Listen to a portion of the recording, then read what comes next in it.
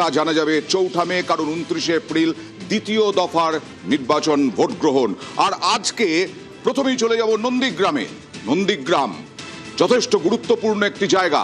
শুভেন্দু অধিকারী ঘনিষ্ঠ এক সময়ের পবিত্র কর, তিনি তৃণমূল প্রার্থী, আর শুভেন্দু অধিকারী নিজে নন্দীগ্রামের প্রার্থী, আবার ভবানীপুরেও প্রার্থী। সরাসরি চলে যাব প্রতিনিধি সুজিতের কাছে।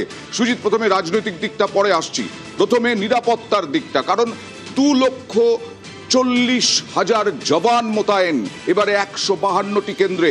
এই নন্দীগ্রামে কিরকম লাইন?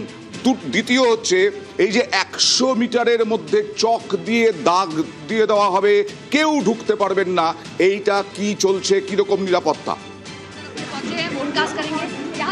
নিরাপত্তা যথেষ্টই কড়াকড়ি। 16টি বিধানসভা কেন্দ্র পূর্ব মেদিনীপুরের, যেখানে অতি স্পর্শকাতর বা স্পর্শকাতর সেই যে বুথের সংখ্যাটা কিন্তু নন্দীগ্রামে চিহ্নিত করা হয়েছে সবথেকে বেশি। নন্দীগ্রাম একেবারে হটস্পট, সেখানে নিরাপত্তা ব্যবস্থা রীতিমতো জোরদার করা হয়েছে। আমি এখানে সংবাদ মাধ্যমের কর্মীদের ভিড় দেখছি, কেন? এই বুথে কি চলছে রে সুজিত? দেখো, এখানে কিন্তু যিনি ভোট প্রার্থী বিজেপির, যিনি বিধায়ক শুভেন্দু অধিকারী ইতিমধ্যে ভোট দিতে উপস্থিত হচ্ছে এবং তিনি ভোট দিচ্ছেন। তার কভারেজের জন্য তুমি দেখতে পাচ্ছ ভিড়। এবং শুধু তাই নয়, আমার সহকর্মী ছবি সেটাই দেখাচ্ছি আমরা, দেখো। এবং বলা যায় তিনি ভোটার, তিনি ভোট প্রার্থী, তিনি এলাকার বিধায়ক এবং তিনি কিন্তু এখানে ভোটদান যেটা চলছে, শুভেন্দু ভোট দিচ্ছেন এবং সেই ছবি ক্যামেরাবন্দি করতে তোমার কথায় যে এত ভিড় কেন সংবাদ মাধ্যমে। তুমি এই যে ক্যামেরা পার্সনকে বলার চেষ্টা করো যাতে ধরতে পারেন শুভেন্দু অধিকারী এই মুহূর্তে জানলার ফাঁক দিয়ে অন্তত যেটুকু দেখা যাচ্ছে, শুভেন্দু অধিকারী এই মুহূর্তে ভোট দিচ্ছেন। শুভেন্দু অধিকারী বিরোধী দলনেতা, বিধায়ক নন্দীগ্রামের। 2021 সালে তিনি শুভেন্দু অধিকারী জয়ী হয়ে বিরোধী দলনেতা হয়েছিলেন। এই মুহূর্তে নন্দীগ্রামে তিনি ভোট দিচ্ছেন। কিছুটা হলেও আমরা দর্শকদেরকে দেখাতে পারছি শুভেন্দু অধিকারী নন্দীগ্রাম এবং ভবানীপুর দুটো জায়গাতেই তিনি প্রার্থী হয়েছেন। প্রথম দফায় শুভেন্দু অধিকারী এই নন্দীগ্রামে এই মুহূর্তে ভোট দিচ্ছেন। ভোটদানে শুভেন্দু অধিকারী, শুভেন্দু অধিকারীর উল্টো দিকে পবিত্র কর এক সময়ের শুভেন্দু অধিকারী ঘনিষ্ঠ সেই পবিত্র কর কিছুদিন আগেই তৃণমূলে জয়েন করেছেন এবং তারপরেই তৃণমূলের প্রার্থী শুভেন্দু অধিকারী ভোট দিলেন। আমরা দেখালাম আপনাদেরকে, শুভেন্দু অধিকারী ভোট দিলেন। সুজিত, কি অবস্থা? 21-এর সঙ্গে 26-এর বিধানসভা নির্বাচনের পার্থক্যটা কি? দেখো, পার্থক্য এটাই, সেটা ছিল মমতা বন্দ্যোপাধ্যায় বনাম শুভেন্দু অধিকারী। আজকে যেটা হচ্ছে শুভেন্দু অধিকারী বনাম পবিত্র। আসলে 21-এর থেকে একটু পার্থক্য আছে, কারণ ভবানীপুরে যে আজ তুমি পাচ্ছ বা আমরা পাচ্ছি, সেই লড়াইটা ছিল 21-এ নন্দীগ্রামে। এই যে নন্দনায়ক বার, যেখানে তার অফিস থেকে একবারে ঢিমছোড়া দূরত্বে, এবং সেখানেই 79 নম্বর বুথে তিনি ভোট দিলেন এবং ভোট দিচ্ছেন হাসি মুখে। এবং তার প্রথম দফায় নন্দীগ্রাম তার একটি কেন্দ্র, তিনি সেখানে ভোটার, তিনি সেখানে ভোট প্রার্থী, সেখানে তিনি বিধায়ক, সেই নন্দীগ্রামে তিনি ভোট দিলেন। তার দ্বিতীয় দফায় তিনি প্রার্থী হয়েছেন ভবানীপুরে, সেখানে কিন্তু দ্বিতীয় দফায় 29 তারিখ। তার আগে প্রথম দফার ভোট, তার প্রথম কেন্দ্র, যেখানে 16 সালে তিনি বিধায়ক হয়েছিলেন, তৃণমূলের বিজেপির হয়ে বিধায়ক হলেন 21 সালে এবং 26 সালে তিনি ভোট প্রার্থী বিজেপির, এবং সেখানে তিনি জাস্ট ভোট দিলেন। যে ছবি এক্সক্লুসিভলি নিউজ 18 বাংলায় আমরা দেখাচ্ছি বা বলছি, সেটা হলো নন্দনায়ক বার, সেই 79 নম্বর বুথে। সেখানে কিন্তু তিনি ভোট দিলেন এবং ভোট দিলেন হাসি মুখেই। একদম ভোট দিলেন হাসি মুখে। এবং তার আগে, ভোট দিতে যাওয়ার আগে দেখলাম মহিলাদের সঙ্গে দেখা করছেন, তারা জড়িয়ে ধরছেন। আমি কৌশিক বাবুর কাছে যাব। কোথাও কি নন্দীগ্রাম ছেড়ে দেওয়া হলো, পবিত্র করকে দাঁড় করানো হলো? আরো কি হেভিওয়েট ক্যান্ডিডেট প্রয়োজন ছিল না?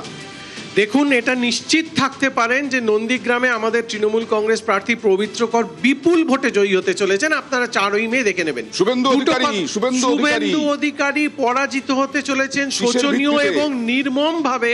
এটা নন্দীগ্রামের মানুষ শুভেন্দু অধিকারীকে, এই যে বাংলা ও বাঙালিদের বিরুদ্ধে অত্যাচারে উনি মুখ্য ভূমিকা নিয়েছিলেন, তার জবাব আজকে কড়ায় গন্ডায় নন্দীগ্রামের মানুষ লাইনে দাঁড়িয়ে দিচ্ছে। আর একটা কথা অয়ন, সকাল থেকে আপনাদের চ্যানেলের মাধ্যমেও এবং আমরা যখন খবর পাচ্ছি বিভিন্ন ভোট কেন্দ্রে মহিলাদের যেভাবে ঢল নেমেছে, আমরা নিশ্চিত তারা আমাদের মহিলাদের তৃণমূল অবস্থা দেখুন, কংগ্রেসকে মহিলাদের ছবি দেখুন, ভোটটা কৌশিকবাবু। দিচ্ছেন। মহিলাদের ছবি দেখুন, হ্যাঁ। মহিলারা জয় শুভেন্দু অধিকারী তারা এরকম কিছু বলছেন, নিশ্চিত দুহাত করে তুলে আশীর্বাদ করছেন তারা মনে হয়। দেখুন, এবার একজন প্রার্থী গেলে কথা তো তারা বলবেনই।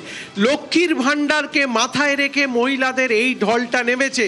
আমরা 4ই মে 220 ক্রস করব, আপনি দেখে নেবেন। তমসা, শুভেন্দু অধিকারী কোনো চান্সই নেই বলছেন? না না, মহিলাদের ঢল এরকম ভাবে নেমেছে, ওই 1,500 টাকার কথা এক্ষুনি লোকে কুটবেই, কিছু করার নেই। যাতে আবার সায়নীকে বলতে হয় যে ওই মায়ের কাছ থেকে গিয়ে 100 টাকা চাইছে বাড়ির ভাইটা, যে আমার বাইকের তেলের টাকাটা অবধি নেই। এই পরিস্থিতি পশ্চিমবঙ্গের এই রকম স্বাবলম্বন এনারা 15 বছর ধরে করেছেন। কিন্তু আপনারাও তো 3,000 টাকা করে দেবেন বলছেন। আমরা বলেছি আমরা ভাতার বিরোধী কোনোদিন নই, আমরা বলছি ভাতার সাথে প্রথমে সাথে লক্ষ্মীর শিল্পায়ন ভান্ডারের দরকার, বিরোধী ছিলেন। শিল্পায়ন দরকার। আমরা বলছি শিল্পগুলো কেন আসছে না? প্রত্যেকবার মূল স্বাক্ষর হচ্ছে, বেঙ্গলস মিন বিজনেসের নামে বেঙ্গল সামিট হচ্ছে, তারপরে তারা কোথায় যাচ্ছে? তাদের পরিবেশ কেন দেওয়া হচ্ছে না? বিজেপি আসলে পরিবেশ আসবে। ভাতার বিরোধী নন, কিন্তু ভাতা দিচ্ছেন, আবার শিল্পও চাইছেন। শিল্প সাথে লাগবে, যতদিন না তারা চাকরি পাচ্ছে। সরকারি চাকরিগুলো একটার পর একটা প্যানেল ক্যান্সেল হয়েছে, Okay. তাদেরকে 5 বছর করে এক্সটেন্ড করা হচ্ছে যাতে তারা যোগ্যতার সাথে চাকরি পায়। এবার কোচবিহারে চলে যাব। কোচবিহার যে কোনো ভোটে খুব গুরুত্বপূর্ণ কোচবিহার। সেই কোচবিহারে যাব। কোচবিহার থেকে রয়েছেন আমাদের প্রতিনিধি, দিনহাটা থেকে রয়েছেন আমাদের প্রতিনিধি ইরন।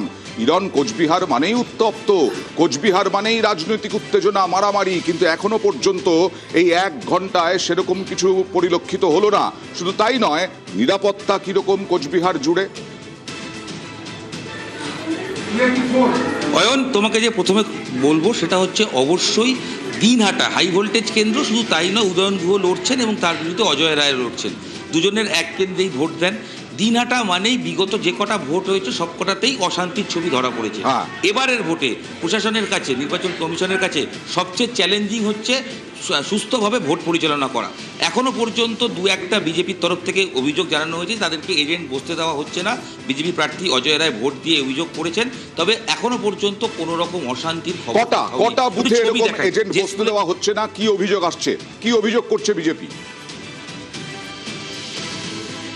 থেকে 2 থেকে 3টি অভিযোগ করা হয়েছে এখনো পর্যন্ত, যেখানে এজেন্টকে বের করে দেওয়া হয়েছে বলে অভিযোগ করেছেন বিজেপি প্রার্থী। আচ্ছা। তিনি ঘটনাস্থলে যাচ্ছেন, তবে তৃণমূলের পক্ষ থেকে এই বিষয়টি আপাতত উড়িয়ে দেওয়া হয়েছে, যে বলা হয়েছে যে এই বিষয়টি হয়নি এবং কোনো কারণে তাদের হয়তো ফর্ম ফিল আপে ভুল থাকবে, সেই কারণে হয়তো তাকে বসতে দেওয়া হয়নি। আপনি ছবি দেখায়, এই স্কুলে কিছুক্ষণের মধ্যে উদয়ন গুহ আসবেন।